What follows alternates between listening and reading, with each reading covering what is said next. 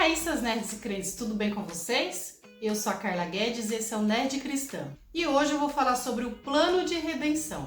Mas antes eu convido você a deixar o seu like e já se inscrever no canal. De forma resumida, o plano de redenção é o plano arquitetado por Deus para resgate aí do homem da sua condição de pecador, né, trazendo ele da morte para a vida. E para que a gente possa entender tudo isso na profundidade de forma rápida e didática, vamos por partes. O homem precisa ser resgatado. Então a primeira coisa que a gente precisa entender nesse plano de redenção é que o homem está numa condição de pecador. Então a gente vê ali no Éden que Deus estabeleceu ali alguns parâmetros de relacionamento com o homem para que o homem tivesse acesso a essa eternidade, a essa vida maravilhosa que Deus criou, que Ele nos criou para viver. E a gente viu que o homem ele falhou nessa missão, né? Ele desrespeitou esses parâmetros de relacionamento e a partir dali ele passou a ser um pecador. A gente nem precisa ir muito longe para entender isso, né? Porque se tem uma coisa que todo mundo já sabe que o ser humano é maldoso mesmo, né? Comete muitos pecados, comete muitos erros, então a gente não precisa ir muito longe para entender essa verdade. O salário do pecado é a morte. Então, que a gente precisa entender que o homem nessa condição de pecador, a consequência dessa desobediência, desse desrespeito com os parâmetros de Deus, faz com que a gente morra, né?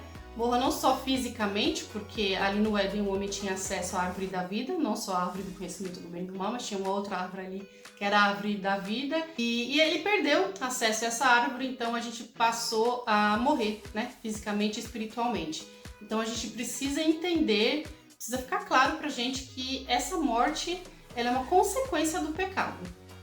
E até como introdução para o próximo tópico, é o seguinte, o que é a morte? A morte, ela ali é um derramamento de sangue. E tem essa simbologia do sangue, né, na morte, né? O sangue para de correr nas veias. Então, a gente precisa, né, para entrar no próximo tópico, entender que existe essa dinâmica entre a vida e o sangue. Sacrifícios de animais, a antiga aliança. Então, o que Deus fez, né? Qual foi o plano que Deus arquitetou para poder começar a resgatar o homem dessa condição de pecador e dessa morte que ele decretou para ele mesmo? Foi a morte de animais, né? Então, o sacrifício de animais. Então, eu queria até falar um pouco sobre sacrifício de animais, porque a gente fala muito hoje sobre essa maldade com animais e tudo mais, então eu queria falar algumas coisas em relação a isso. Primeira coisa, os animais vão morrer mesmo, né? Então todos nós vamos morrer, todos os animais também. Então a gente precisa entender que é uma morte com propósito, né? Não é uma maldade pura e simples ali no sacrifício do animal. E outra coisa, essa palavra sacrifício é porque realmente é um sacrifício, gente. Eu acho que é muito fácil pra gente entender, falar, mas é só matar o animal, vai lá que maldade. Mas você precisa entender que aquelas pessoas, elas viram aquele animal nascer, eles viram aquele animal crescer, né? E depois tem que ver aquele animal morrendo por conta do pecado dele. Então, existe muita desumanização ali para falar sobre sacrifício de animais, mas eu quero trazer um pouco da humanidade para isso, porque não é tão simples como parece. Outra coisa importante também para falar sobre sacrifícios de animais é que era uma coisa assim bem comum, tá? Na época.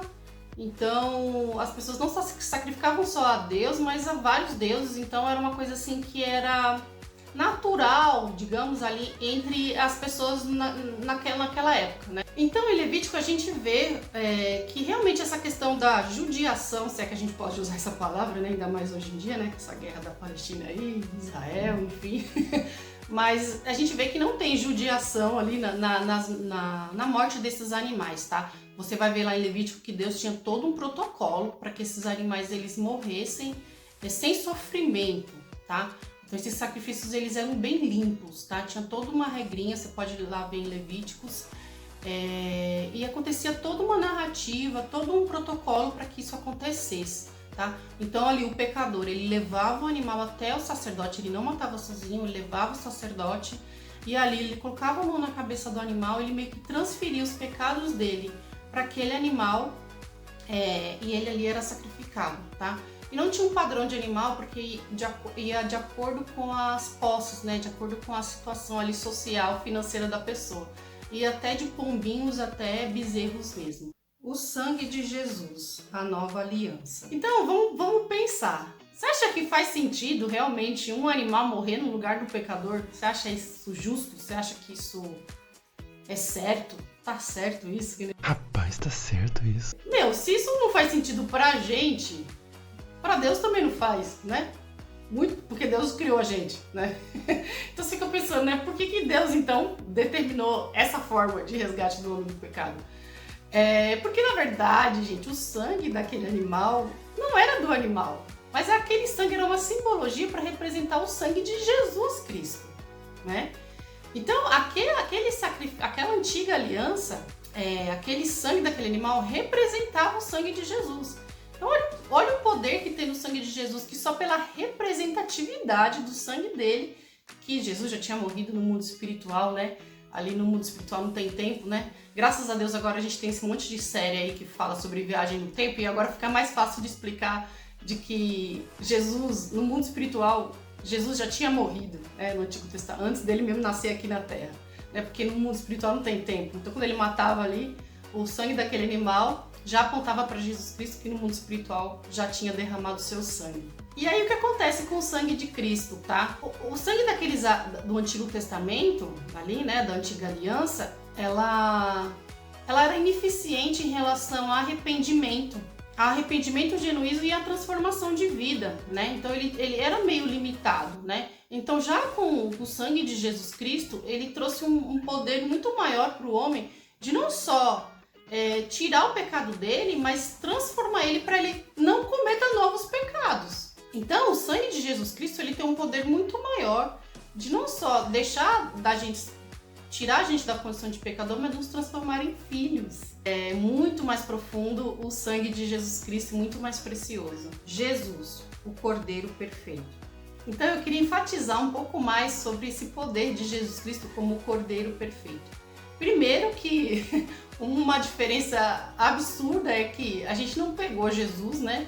Colocou uma cordinha no pescoço dele e levou ele até o sacrifício, como a gente, né, como ali os pecadores do Antigo Testamento faziam para ser remidos do pecado deles, né?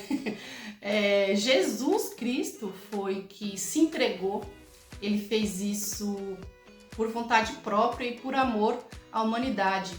E é muito, muito interessante ver isso da parte de Jesus, porque realmente ele era o único que podia fazer isso, porque ele era o Cordeiro perfeito, né?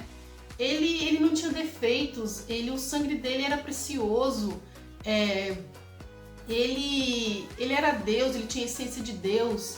Então é muito mais profundo assim, o sacrifício de Jesus Cristo, até hoje, né? Até hoje, mesmo assim, depois de anos da gente ter conhecido Jesus Cristo, ter um relacionamento com Cristo, até hoje isso nos surpreende. E ele não exige nada em troca, né? Ele simplesmente, a nossa fé, que a gente acredita, que a gente acredite nele, né? A gente fala, Jesus, que o teu sangue também venha me remir. Então, por mais que qualquer outra pessoa do mundo fizesse esse sacrifício, não ia valer. Não ia valer tanto como a pessoa de Jesus Cristo, porque ele é maravilhoso.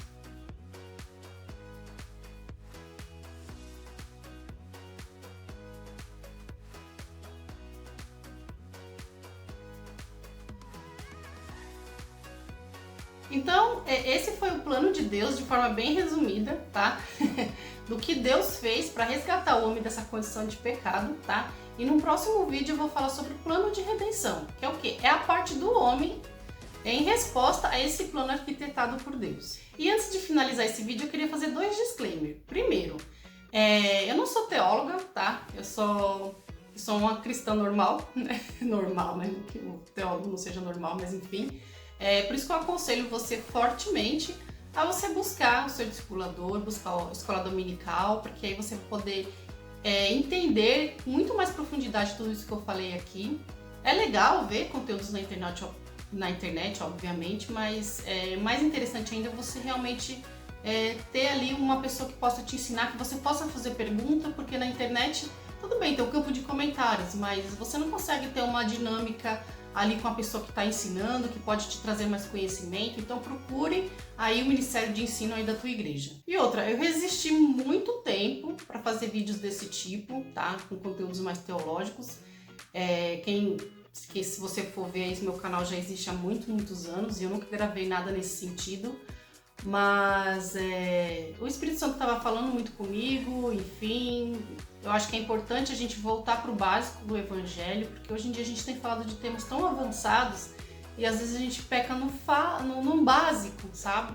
Então acho que é importante a gente estar sempre voltando para o básico. Não que esse assunto seja básico, mas vocês entenderam o que eu quis dizer, né? E aí eu pensei, aí eu falei, caramba, né?